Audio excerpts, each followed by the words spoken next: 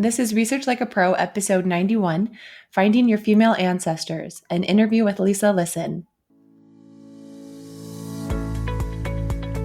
Welcome to Research Like a Pro, a genealogy podcast about taking your research to the next level, hosted by Nicole Dyer and Diana Elder, accredited genealogy professional.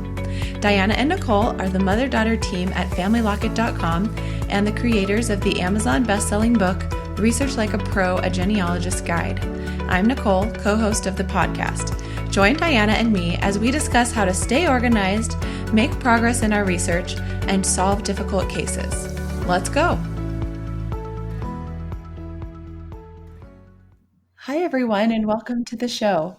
I'm Nicole Dyer, co-host of Research Like a Pro, and I'm happy to be here today with my mom, Diana Elder, accredited genealogist. Hi, Diana. Hi, Nicole. So great to be here today again on the podcast. And I'm excited because we have a fun guest. We've got Lisa Lisson with us here today. Hi, Lisa. How are you doing? Hi, I'm doing well. Thank you for having me. We met Lisa at Roots Tech, not this year, but a year ago. I'd seen Lisa's blog, but had never met in person. We meet all of our best genealogy friends at Roots Tech. It's so fun. Well, Lisa has a great topic for us today to discuss, and that is our female ancestors. And this is one we haven't covered yet on the podcast. So Nicole and I are really excited to talk to Lisa about this and get her ideas because we all have them. We have those elusive female ancestors that we are stuck on. There are so many of our brick walls.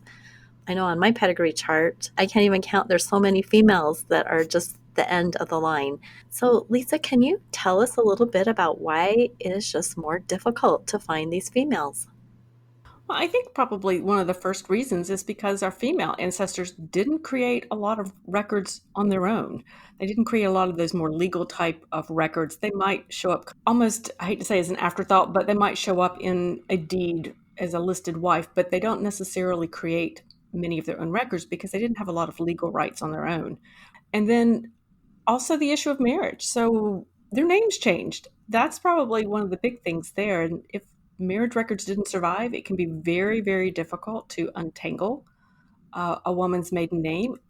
And then we have to consider maybe they married once, maybe they married twice, maybe 3 times. And each time, of course, we have a different name to track down. So it can be a little sticky when you're trying to untangle all those different names. Oh, yeah, those are some really good reasons why it's difficult to find those females. And as you were talking, I kept thinking of all these different scenarios that I've run into, especially names, not only the changing of the last names, but sometimes in those deeds or wills, you only get a first name. And of course, it's a very common name. You know, you get Sarah or Elizabeth or Mary. And with no maiden name, that can be extremely difficult to figure out who they are. So I'm hoping we're going to learn some strategies today for overcoming these hurdles. Well, let's talk about some of these strategies for finding our females. What's kind of like the first thing you would do? The first strategy that I instruct people to do is not to overlook the obvious, because a lot of times in our excitement to get started on that new research project, or maybe we find that next clue about an ancestor, is we kind of jump right into the databases without doing our due diligence for records that might be at home, that the family might have, because as genealogy researchers, we don't really have to necessarily go back too many generations to get hung up on our female ancestor and to get stuck.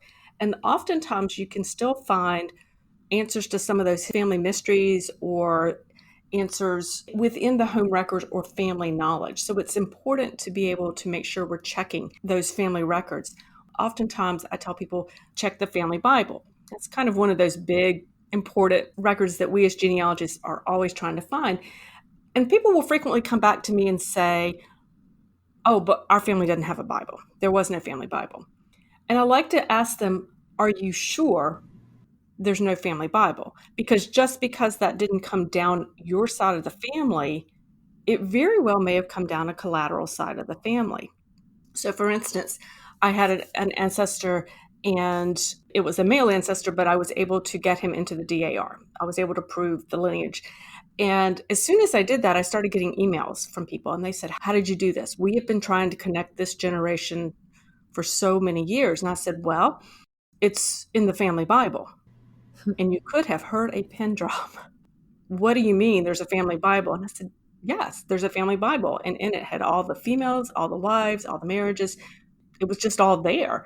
But because the family had not kept a Bible down that particular line, they had assumed one didn't exist. So never assume a record didn't exist just because you haven't looked for it yet. You want to make sure you do your due diligence before you kind of make that assumption. That is so important to find those family Bibles. And, we have one floating around in the Dyer family somewhere that people keep saying they've heard of it or they know of a cousin who mentioned it. And we're still trying to track it down. But it's one of those things that sometimes can get lost. And I even got an email from somebody on Family Search who said, "I saw a family Bible on eBay that looks like it's associated with one of your ancestors." And they had found me because I had made changes to that ancestor's profile on Family Search. And the person was contacting everybody on the change list. And so then we all went and bid on the Bible, and I lost. I was so sad. But it was really neat to see that somebody had kept that Bible and put it out on eBay so that other people could access it because, there are a lot of descendants of that couple. This one was from the 1700s. So it was really kind of a treasure. The person had taken pictures of the relevant pages and put them on the eBay page so I could download the image of the family page. So I at least had that. So yeah, the family Bible, we have to look, we have to do our due diligence.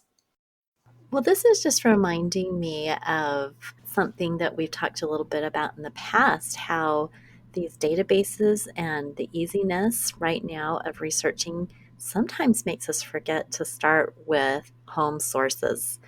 Back in the day when my parents were researching in the 60s and 70s, they had to write letters to everybody in the family to try to get all the information. But now I think we like to just skip that step and go straight to our computer because that's easier, isn't it, than sending an email or writing a letter? So you're exactly right. We may be missing the obvious in not really reaching out to our close family or even a little bit more distant family to see what they have. So, what is strategy number 2? Well, number 2 is really just a matter of you have to shift your focus. So instead of really researching your female ancestor, you want to shift your focus to researching the men in her life because the men are the ones who actually created so many of the records. So by shifting away from the female ancestor, it seems counterintuitive, but oftentimes they will appear in the records of their husbands or their fathers, even potentially brothers. So when you research the male ancestor, you will increase your chance of finding the female ancestor mentioned. What I try to do is make sure that I research any male that had any significant role in a female's life. So typically I start with the husband because that's the most obvious one that we think about and know about. But if I'm looking at, say, a husband's deed or a husband's will, and I see other names that I don't recognize, but maybe they tend to appear periodically in his documents, I'm going to research those out because they very well could be collateral or they could be the male's in-laws. In other words, the wife's family. Because as one researcher told me, she said, "Lisa, for our rural ancestors," because I research in the South, I research a lot of rural ancestors. She said, "They didn't work all day in the fields. They didn't work that horse all day and then take that horse 10 miles down the road to go courting. They courted where they could walk." And so that really kind of brought home that looking closer into the community is very important. So when I look at a husband or a father and I look at who were the names that are showing up frequently, what surnames, I'm going to make sure I understand who everyone is to see if I can find any clues to that female, to a connection to the female. So to kind of wrap that and put a bow on it, what I tell people to do is anytime you're researching your female ancestor, you're researching her husband's will, his deed, his pension records, estate records, any record that that particular husband or father created, make sure that you identify everybody who is named and make sure you research them out so that you understand the relationship that that person had. They're not in that particular document by chance. They're in there for a reason. And if they were important to your female ancestor's husband, they were important to her, and they're going to be important to you. That is absolutely excellent advice. I love that you really explain that so thoroughly, because I have a lot of people that I work with that think they've done everything they can on their research, but yet they haven't even touched that fan club because, why would that be important? But of course, those are going to be the people that are most important in our ancestors' lives. Well, and I just have to just tell a real quick scenario of a pension record. I am working on a client project, and the only place this woman's maiden name is listed is in her husband's pension record, and she states her maiden name. And so we do have to seek out all these different records. We can't leave one stone unturned, because there might just be one mention somewhere in one of those records that has the clue to lead us to more information on our female. I love the thought of just shifting your focus from the woman to the man. I've kind of been working on that with my project right now. I was really hoping to be able to use mitochondrial DNA to help identify one of the women in our tree, Susanna Clanton's mother's line. And so I was looking at the mother, and her name maybe is Nancy, but we really don't have any record that says her name on it that I can find. We just know that she was married to John Clanton as the first wife before 1850. So she's one of those unnamed women that you see her as a tick mark, and then she died between 1820 and 1830. And so I've been focusing on her husband, John. And what I'm really hoping is that I'll be able to find a deed that will say her name, maybe her first name at least, and then also the fan club. I'm hoping that maybe somebody witnessed a land record or something that maybe that person could be a relative on his wife's side. So that's my research plan. I hope that I can find something about her. Sounds like a good plan. All right. Well, tell us more. What would you do after you focus on the man? So after I've shifted my focus to the men and exhausted that line of research, then I actually will shift my attention to the children and all of their records. Not necessarily just the records they created as young children, which would be very few, but certainly the birth records, a baptism record, those types of records you would want to search. But go ahead and research every single child out as far as you can, because you can find a mother's maiden name. I have found the maiden names listed in a child's marriage record. I have seen them in the child's death records, whether it be an obituary, whether it be a death certificate, if you're in the time period that death certificates were used. But follow those children out in the records. One of the clues that I had found was in researching a female ancestor on my husband's side of the family, and this was an immigrant ancestor. And I spent a long time trying to find where the husband and wife came from. One of the couple had passed away early in the 1900s. The other one subsequently died. And it was literally 20 years after they had passed away in a census record that the children named the village that both of the parents, male and female, came from back in what is today Lithuania. So I would never have thought to look in a 1930 census record for somebody who was born in the 1850s to find where they were born. But it was through their children's record that I found that. And so that was just enough to push that research line back a little bit further for myself. Oh, how wonderful. That's such a great example of using the children's census records to find more about their mother. I love that. As you were talking, I thought of one of my first research projects where I really had to shift the focus to the men and the children. And it was Lucinda, and she was married to George Welch, and I couldn't find her maiden name until I looked at all of her children's death certificates. One of the children's death certificates said unknown for his mother's name, and one was blank. And then finally, one of them said Keaton for the mother's maiden name. It didn't even say her whole name, it just said Keaton. And I was so excited because that was the only clue that I had for her maiden name out of all the kids' death certificates, because some of the kids died before the state kept a death certificate. So I just got really lucky on that one. Something else that I thought of when we're talking about census records is the fact that sometimes these women show up in the households of their children when they're older, and you might have lost track of a woman because she's listed in with her married name, or that's undecipherable, not in the index. But if you trace out those children, sometimes you'll find her. And if it's later in the census years, it might give her place of birth, just like you were talking about, Lisa, with the 1930 census. But even just getting a state can give us some direction. So we may not want to do all that descendancy research with the children, but yes, so important. And Nicole, I love that you found our Keaton ancestor through that one death certificate.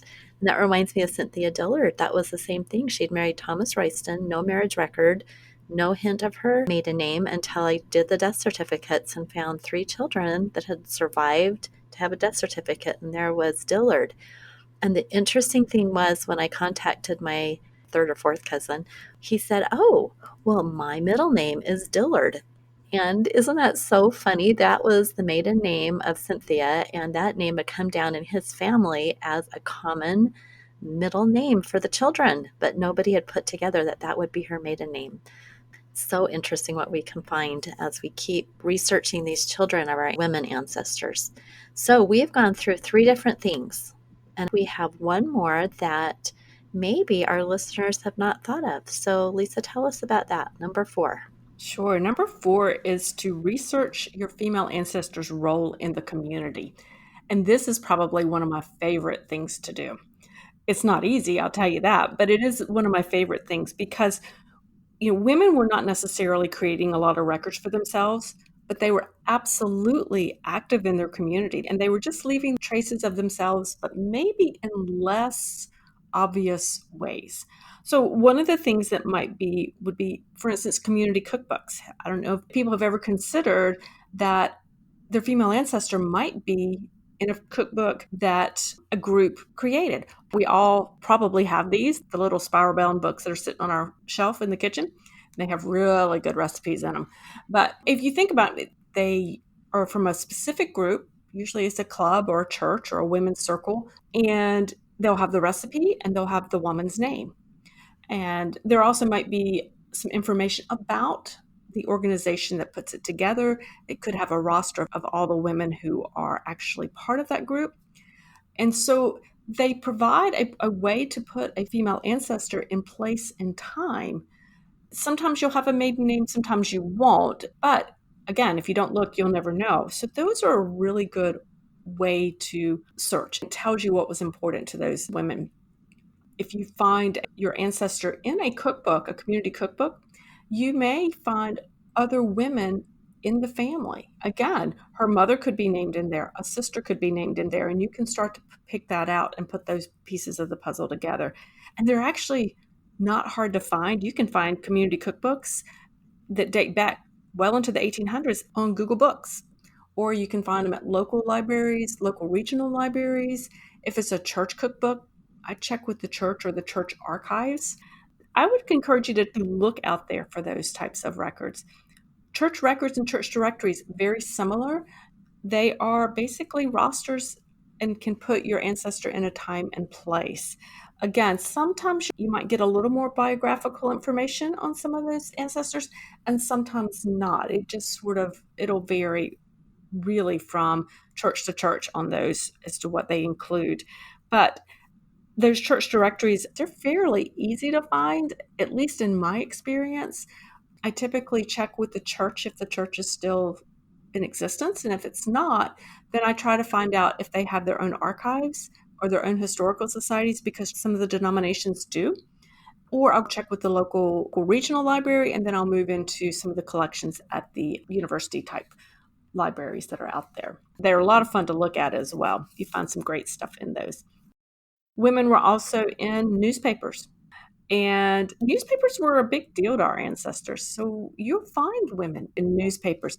Now, what I really recommend when I'm doing newspaper research, the first place I go to look, I kind of do a general scan through the paper, but then I will typically go to the society news, or it may not be called that. It could be more of a community news section.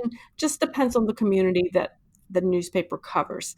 And that's where you find a lot of really good stuff. That's where you find who's visiting whom. So you might find your ancestor name there. You might find which women's groups or meetings. So you might find your ancestor listed there. You might find what churches are in the area, which is a nice clue for you. So then you know which churches, who's having a revival. Okay, then you know what church that you might perhaps look for your ancestor and explore their records as well. And of course, newspapers are available out large databases, as well as Chronicling America has many of them for free. And then, of course, state archives will have that. There's also religious periodicals, which are basically religious newspapers that are just local for that church or for that region. So you would want to check with that. I typically, again, check with the church themselves. I'll check with the regional offices if the church no longer exists to see what's there. And then finally, I check letters and journals. Again, this kind of goes back to what we were talking about at the beginning about not overlooking the obvious, but I asked the family members about old keepsake letters that might be tucked back in a family Bible, because families were communicating. They were writing letters back and forth, particularly if somebody left an area. It's not unusual. The women were the communicators typically. They were the ones who were writing back and forth. How's the weather? I don't know why, but they always talked about the weather. And they were the ones who were trying to keep up a little bit better. So you might find letters tucked in Bibles. You might find them tucked in a favorite book. You might find family photographs in the back of like the unmentionable drawer. And you never quite know. I have found that when I am seeking out those types of records, I will ask my family usually 2 or 3 times, not to bug them, but it helps to jog their memory. And every time you ask a family member, so it could be an immediate family member, it could be a little more distant, a little more collateral type of family member, I never leave that conversation without asking, who else do you think I need to talk to about these types of records in the family? So you're kind of networking genealogy style to keep moving forward. And then many researchers are not familiar with Archive Grid, but Archive Grid is a really good resource to help you check special collections across the US. It is actually international for letters and journals. Think of it as the card catalog for special collections, but again, across the US or an international, to see you can find things such as listings for letters and journals and personal papers and just a large variety of things. It's definitely something you want to keep in your genealogy toolbox. So those are some ideas of where you can find that female ancestor as she's living her life in the community, because she was definitely there. We just have to be a little more intentional and think a little more creatively for what types of records might have been created for her in that community. Wow, you have given us a lot of food for thought. And there are some record types that you mentioned that I've never used, like community cookbooks. And yes, I do have a few of those sitting on my shelf. And I've got to start looking for some of those. How fun that would be to discover. And I have Southern ancestors, so that'd be really fun to get some of those good old Southern recipes from my great grandmothers on that side. But I was reminded when you were talking about letters and journals of a friend who, in contacting a second cousin, she discovered that this cousin had all the letters of their ancestor and they had been in her garage. If you can imagine. Luckily, it was in Colorado, so it was dry and they were okay. The earliest letter was from 1825. So we do never know. And I think your suggestion when talking to these cousins to ask them who else to contact is genius. I'm going to have to re-listen to this episode just to be reminded of all the great tips you've given us, Lisa. This has been so fun. I love talking about my female ancestors always. I agree. I can't wait to look for cookbooks and religious periodicals. So many good ideas. I had a thought also about the letters and journals that I wanted to share. I was doing a research project about one of our Mormon pioneer ancestors who migrated from Virginia over to Utah in the 1850s. And attached to the profile of one of her family members was a document with a bunch of family letters that were all transcribed. So someone in the family had inherited them and decided to do the transcription and post it up on Family Search. And it was a treasure trove of information about the extended family. You're right. They just talked about each other and the weather a lot. How's so-and-so doing? Where do they live now? And it was so fun. And it actually really helped me trace one of the sisters from West Virginia. They'd gone to Kentucky and then they'd gone to Nevada. And her husband had died in a mining accident. And then they had moved back to West Virginia. So tracking that through census records, I was really unsure of, is this really the same family? And then when they talked about it in the family letters, became really clear exactly where they had gone and why and what had happened to her husband. So the letters just really filled in a lot of questions. So I'm glad you mentioned looking for those letters. Well, to wrap up this episode, let's just review. So our very first tip was not overlooking the obvious, just starting with what you know, starting with home sources. And then number 2 was to focus on the men in the ancestor's life. Number 3 was to focus on her children. And then 4 was to research our females in the community. So I love how that's broken down and gives us a real specific strategy. That can really help us in our research planning. And quite honestly, this could take a while, couldn't it, Lisa? If you are starting with your research plan, your whole first research plan could be not overlooking the obvious, seeking out those Bibles, and then you could do another whole project on the men and so forth. So I would imagine this is going to take some time. Oh, absolutely. It's not a fast process at all when it comes to researching your female ancestors, because if it were, we wouldn't be at that brick wall anyway. So one of the biggest things I always tell researchers is take your time and allow yourself the time it takes to do that. Because I think a lot of times we do get that false sense of it should be fairly quick, because when we're researching men, it's much quicker. There's so much online. But when we're having to go to these lesser known records or less easily found records, we have to just let the process take as long as it needs to take. The ancestors aren't going anywhere, so there's no real hurry to it. And we just have to be sure that we're patient as researchers. I agree. And I think one of the things that really helps us with that is good research processes, doing a whole project, keeping our research log, and writing up a summary of our research so that we remember where we are. Because if this is taking place over a period of time, we don't want to forget what we did. So, that's something that we're really a real advocate here on the Research Like a Pro podcast, is doing the whole process, not just skipping around looking for things. Anyway, really, really good ideas. We're so grateful that you came on today and helped us think about our female ancestors. I've got so many ideas now of projects I want to return to and tackle in a better way. Thank you. Oh, you're welcome. Thank you for having me over. Lisa, I think you have a freebie for our audience. Can you tell us about that? I do. I just call it the Big Genie List. Nothing too terribly imaginative there, but it's a PDF that I created that is basically my favorite resources, databases, educational opportunities that really can kind of help us as researchers keep moving forward in that search for our ancestors. And I have a special link for your listeners, which is really just my website at www.lisalisson.com/pro, just PRO. I'll give you that link for the show notes as well. Wonderful. Thank you so much. I know everyone will be excited to check it out. Oh, you're more than welcome. All right. Well, that was a very fun episode, and we're so happy that you came on. And we will talk to everyone again next week.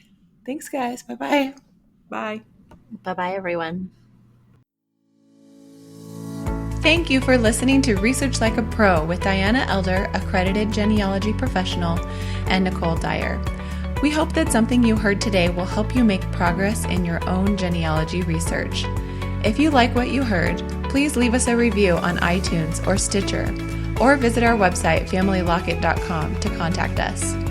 You can find our book, Research Like a Pro, A Genealogist's Guide, on Amazon.com and other booksellers. We hope you'll start now to research like a pro